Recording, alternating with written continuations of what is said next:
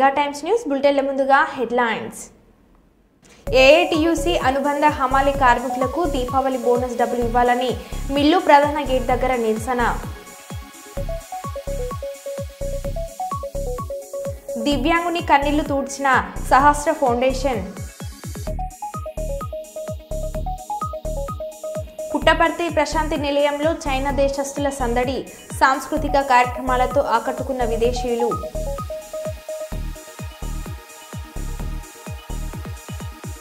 ఈసారి జగన్ 2.0ని చూడబోతున్నారు. 2.0 వేరేగా ఉంటుంది. మాజీ CM YS Jaganmohan Reddy. Teenmaar Mallanna MLC పదవికి రాజీనామా చేయాలని తెలంగాణ రాష్ట్ర రెడ్డి సంఘం నాయకుల demand.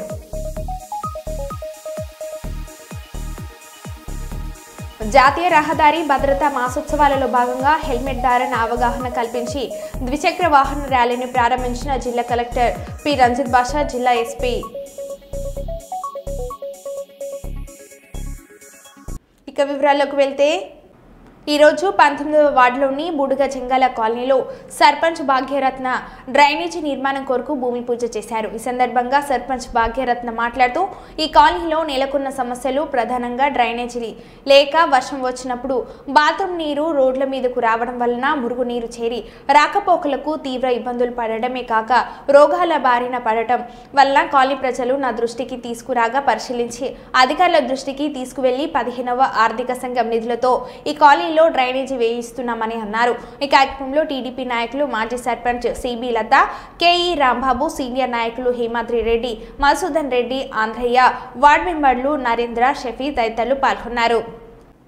Guntur Pattabhipuram police station పరిధిలో దొంగతన సంఘటన చోటు చేసుకుంది. ముత్యాల లక్ష్మి 55 సంవత్సరాలనే వృద్ధ మహిళ చేతి బ్యాగు గుర్తు తెలియని ముగ్గురు వ్యక్తులు బైకుపై వెళ్తూ అపహరించుకొని పోయారు. వెళ్ళిన తర్వాత అక్కడ పెట్టండి. చూస్తూ వచ్చేస్తా, ఆటోమేటిక్గా వచ్చేస్తాను. కర్సర్ చూపిస్తాను, ఆటోమేటిక్గా వెళ్ళిపోతా.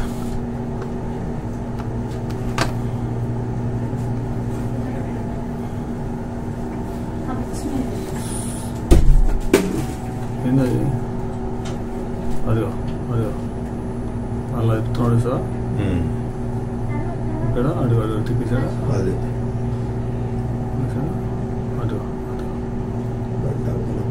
అంతే. అది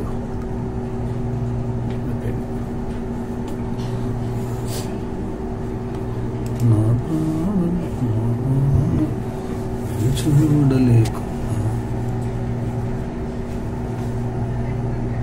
ఇలా చూడు, రివర్స్ పెట్టా ఇక్కడ.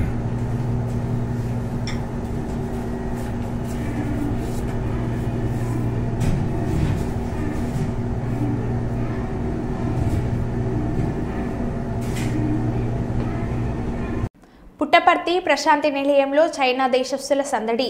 నూతన సంవత్సర వేడుకల్లో పాల్గొనేందుకు భారీగా తరలి వచ్చిన Indonesia, Malaysia, Singapore, Thailand, Taiwan ప్రణయ దేశాలకు చెందిన భక్తులు, సాంస్కృతిక కార్యక్రమాలతో ఆకట్టుకుంటున్న విదేశీయులు.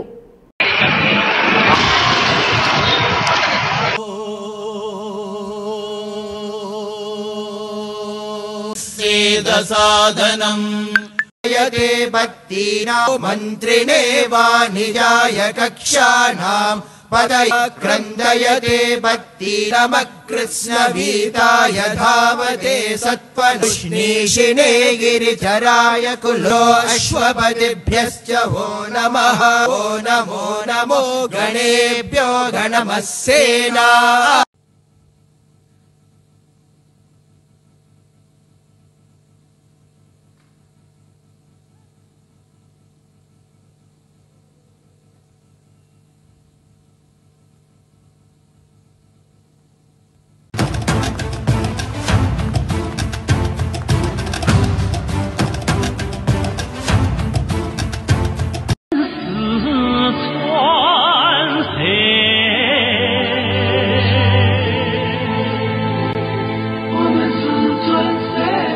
一副面孔，人拉拉一丝真惨，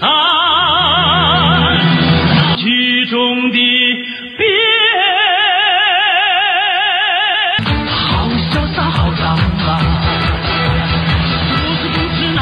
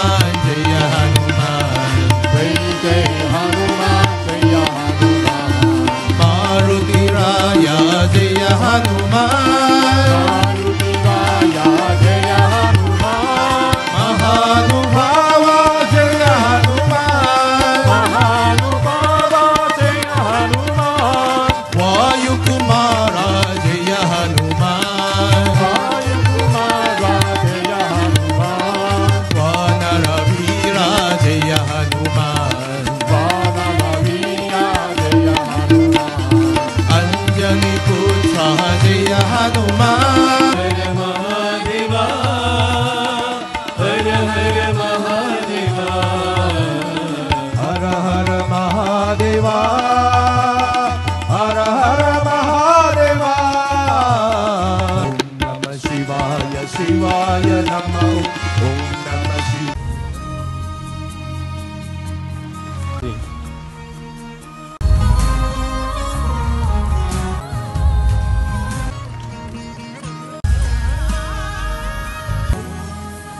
Okay. Dato Dr. Babu Sukumaran is the NCP of the Brunei.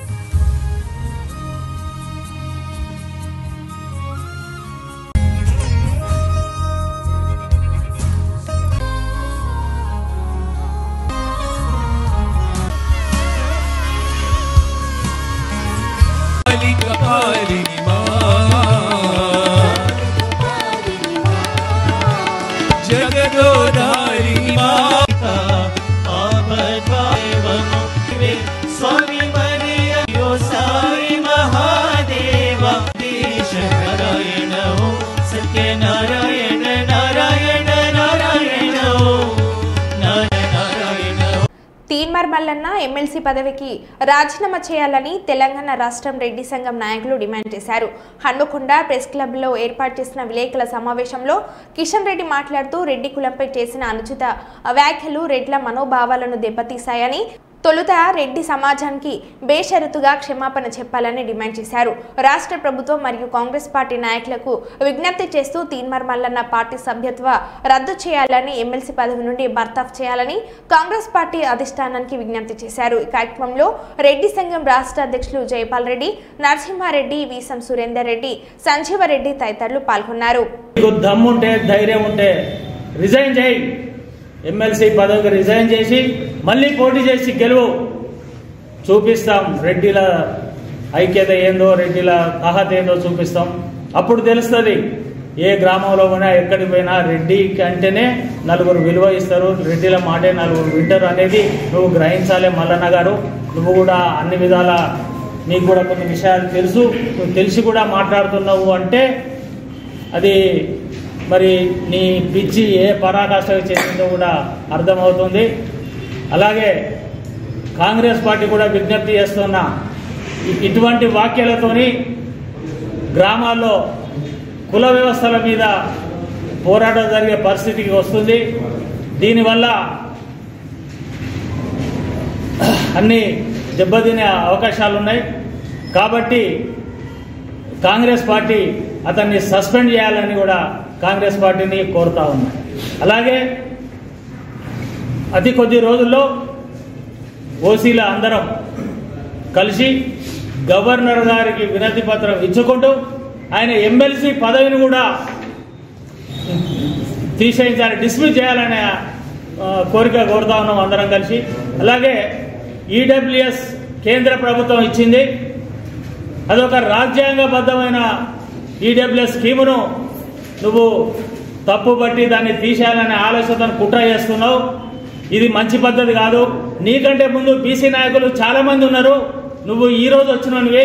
కానీ ఇంతకుముందున్న నాయకులు ఏ విధంగా ఎంత సమర్థతోని ఎటువంటి అందరితో కలిసి ఉండే ప్రకారం ఎలా మాట్లాడినరో, కానీ నువ్వు ఈడబ్ల్యూఎస్ కింద ఆల్రెడీ మేము సుప్రీంకోర్టు దీన్ని కూడా సమర్థించింది. సుప్రీంకోర్టు కూడా అంటే మీరు రాజ్యాంగ వ్యతిరేకమే కాదు చట్ట వ్యతిరేకంగా కూడా మాట్లాడినారు.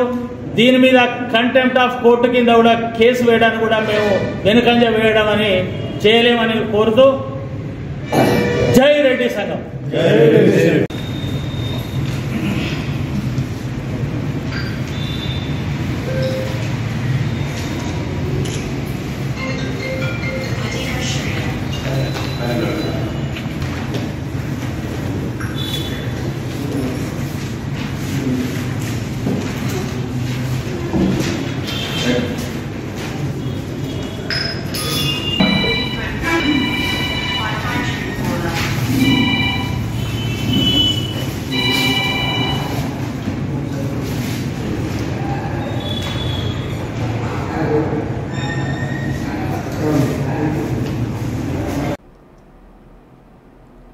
ఈసారి జగన్ 2.4ని చూడబోతున్నారు.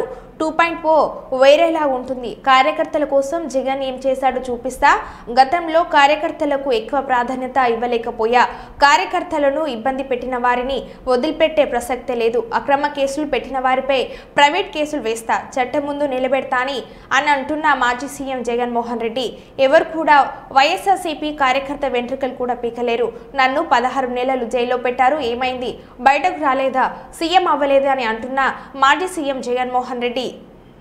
వాటికి సంబంధించిన నాయకులు కేవలం రాజకీయంగా ఎదుగుతున్నాను అని ఒకే ఒక కారణంతో దొంగ కేసులు బనాయించారు. 16 నెలలు జైల్లో పెట్టారు. కానీ ఏమైంది? బయటికి రాలా? ముఖ్యమంత్రి కాలా?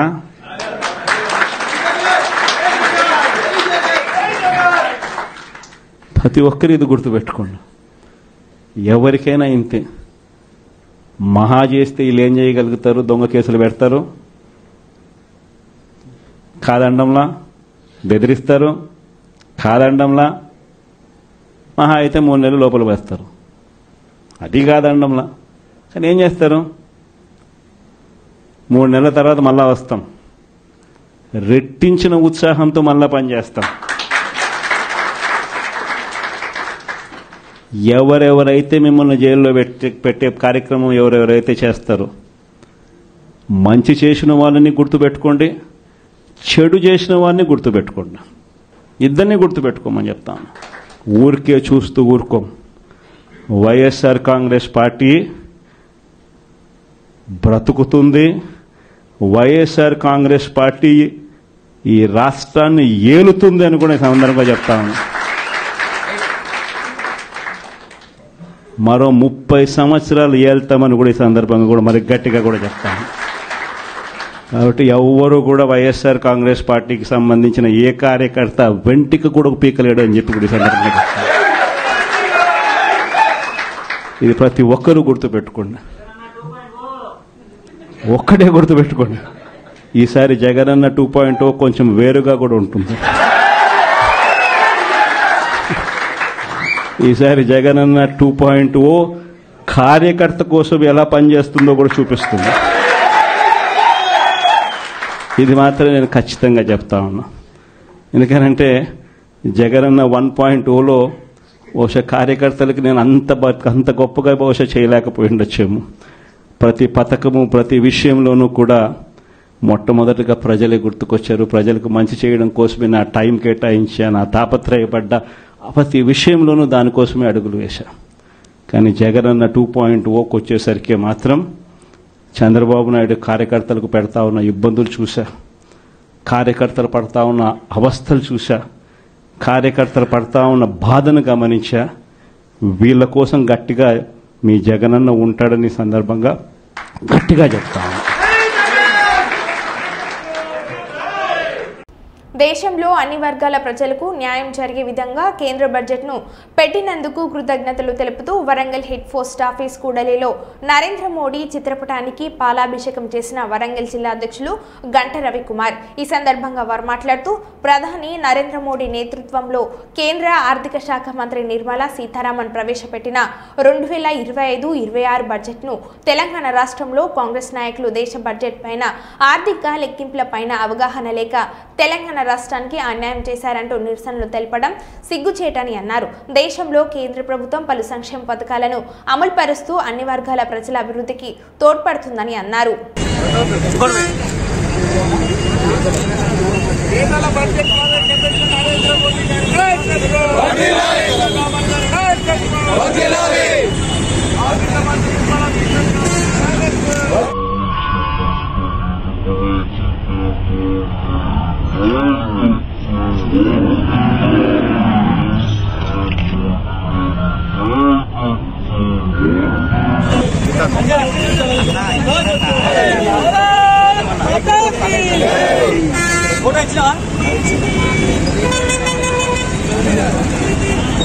రెండు 2025-26 సంవత్సరానికి గాను దేశ ప్రీతమ ప్రధాని నాయకత్వంలో కేంద్ర ఆర్థిక మంత్రి నిర్మలా సీతారామన్ గారు ఫిబ్రవరి 1న పార్లమెంట్లో బడ్జెట్ని ప్రవేశపెట్టడం జరిగింది.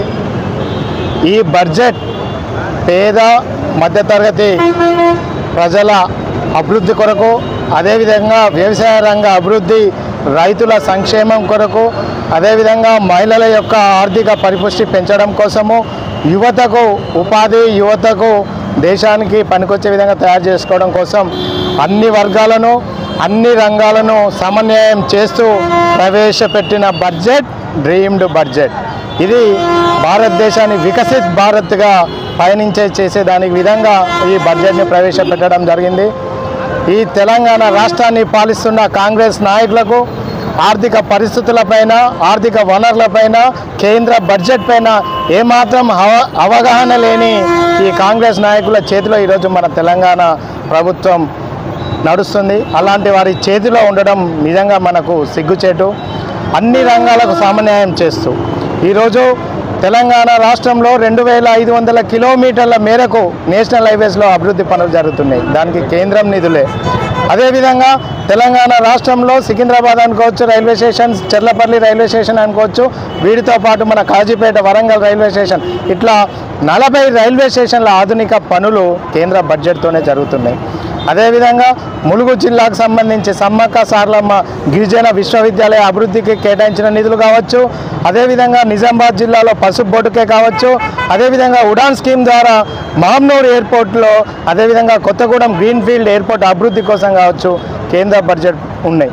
అదేవిధంగా యువతకి స్టార్టప్ కంపెనీస్ కోసం 10,000 కోట్లు స్టార్టప్ కోసం నిధులు కేటాయించడం జరిగింది. దాంట్లో తెలంగాణ యువత స్టార్టప్ కంపెనీల అభివృద్ధి కోసం పనిచేస్తాయి. అదేవిధంగా వైద్య రంగం దాదాపు మనకి ఈరోజు ప్రతి 1000 మందిలో 1-2 క్యాన్సర్ బారిన పడుతున్నారు. క్యాన్సర్కి సంబంధించిన మందులలో 36 మెడిసిన్స్కి, 36 రకాల ఔషధాలకి ఈరోజు ఎలాంటి ట్యాక్సెస్ లేకుండా పేదవాడికి కూడా క్యాన్సర్ వైద్యం అనేది తక్కువ రూపాయలతో అయ్యే విధంగా చేయడం జరిగింది.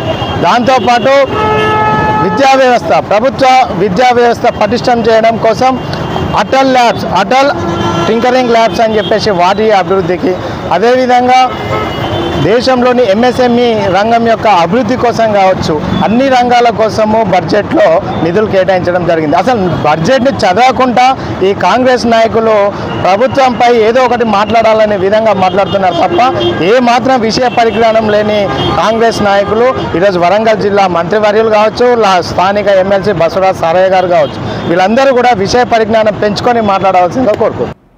పాణ్యం నియోజకవర్గం కల్లూరు మండలం తడకనపల్లి గ్రామంలో పలు అభివృద్ధి పనుల్లో భాగంగా ముఖ్య అతిథులుగా పాల్గొని ముందుగా నూతన గోకులం షెడ్ ప్రారంభోత్సవం, సీసీ రోడ్లు మరియు త్రాగునీటి చెరువుకు నీటి విడుదల చేసిన పాణ్యం ఎమ్మెల్యే గౌడ్చేడతారెడ్డి మరియు ఉమ్మడి జిల్లా టీడీపీ సీనియర్ నాయకులు నందికొట్కూరు నియోజకవర్గం TDP incharge Gaur Venkatareddy.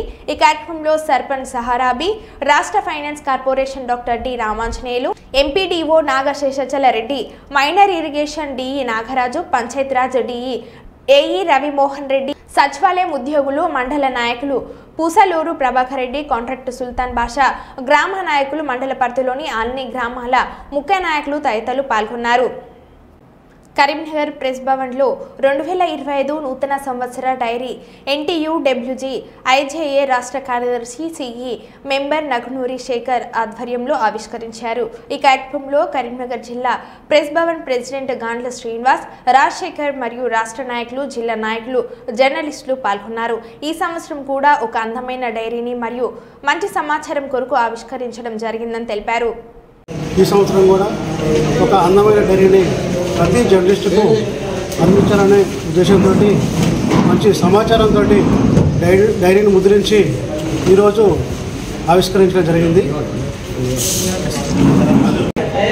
TUWJ IJU Karimnagar యూనిట్కి సంబంధించినటువంటి నూతన సంవత్సర క్యాలెండర్ కొద్దిగా ఆలస్యంగానైనా కానీ అత్యంత విలువైన సమాచారంతో అన్ని విషయాలను క్లుప్తీకరించి పొందుపరచడం జరిగింది. దీన్ని ఆవిష్కరించారు national EC member, executive member Naganuri Shekhar garu, అలాగే రాష్ట్ర నాయకులు, మన జిల్లా నాయకులు, తోటి జర్నలిస్టులు మిత్రుల సమక్షంలో దీన్ని ఆవిష్కరించుకోవడము చాలా ఆనందంగా ఉంది. ఎందుకంటే ప్రతిరోజు జరుగుతున్నటువంటి అంశాలని మనం డైరీలో పొందుపరుస్తాం. ఈ డైరీ అనేది నేటి యొక్క వర్తమాన అంశము రేపటికి భవిష్యత్ తరాలకి చరిత్రగా మారేటువంటి అద్భుతమైనటువంటి విషయాలతో క్రోడీకరించడానికి ఉపయోగపడేదే ఈ డైరీ.